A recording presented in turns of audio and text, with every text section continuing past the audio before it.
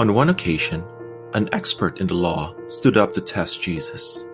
"Teacher," he asked, "what must I do to inherit eternal life?" "What is written in the law?" he replied. "How do you read it?" He answered, "Love the Lord your God with all your heart, and with all your soul, and with all your strength, and with all your might, and love your neighbor as yourself." "You have answered correctly," Jesus replied. "Do this, and you will live." But he wanted to justify himself, so he asked Jesus, "And who is my neighbor?" In reply, Jesus said, "A man was going down from Jerusalem to Jericho when he was attacked by robbers. They stripped him of his clothes, beat him, and went away, leaving him half dead. A priest, happening to be going down the same road, and when he saw the man, he passed by on the other side. So too a Levite, when he came to the place and saw him, passed by on the other side. But a Samaritan, as he traveled, came where the man was, and when he saw him, he took pity on him. He went to him and bandaged his wounds, pouring on oil and wine. Then he put the man on his own donkey, brought him to an inn, and took care of him. The next day, he took out 2 denarii and gave them to the innkeeper. 'Look after him,' he said, 'and when I return, I will reimburse you for any extra expense you may have.' Which of these 3 do you think was a neighbor to the man who fell into the hands of the robbers?" The expert in the law replied, "The one who had mercy on him." Jesus told him, "Go and do likewise." The parable of the Good Samaritan is a perfect illustration of how Jesus intended for us to love one another. A kind of love that springs out of deep compassion, one that runs in parallel with God's selfless love for us, absent any form of selfish motives or hopes for personal gain. It was the lawyer's intention to challenge Jesus using his own knowledge of the law. When he asked Jesus who his neighbors are, he was asking Jesus who he should love and who deserved to be loved.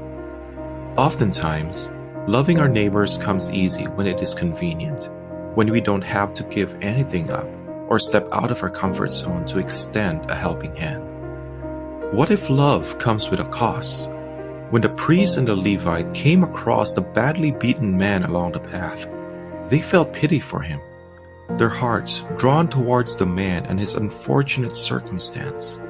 Yet they have more pressing matters to attend to and decided to look the other way and move along.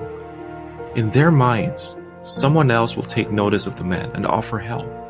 After all, he's a Jew, and most certainly someone will surely take care of him.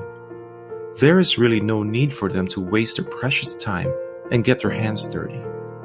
The Good Samaritan felt pity, but his heart was also overwhelmed with compassion towards the wounded man.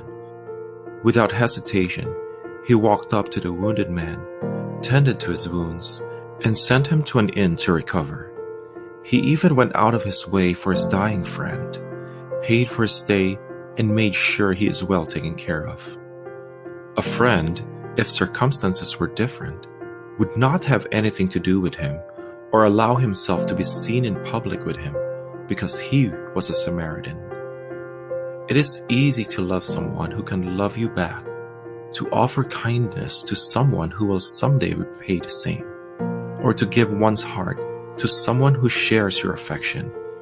But Christian love goes beyond the boundaries of what's considered normal human emotion. It sets the standard of a love that is both unconditional and selfless. It seeks to love the unlovable, care for the undeserving, but expects nothing in return. Jesus said in John chapter 15 verse 3 that there is no greater love than to lay down one's life for one's friends. When Jesus suffered a torturous death on the cross, he gave it all for us, even for those who mocked and scorned him up on Calvary Hill. It was the most selfless act of love anyone can ever do. He knows the pain and rejection he'll have to endure, yet he did it anyway, because he loves us. As Christians, We are to follow in His footsteps and love our neighbors as we love ourselves. Love may come with a price, but it will always be a price worth loving for. If we all love one another like Jesus, the world as we know it will become a much better place for you and I.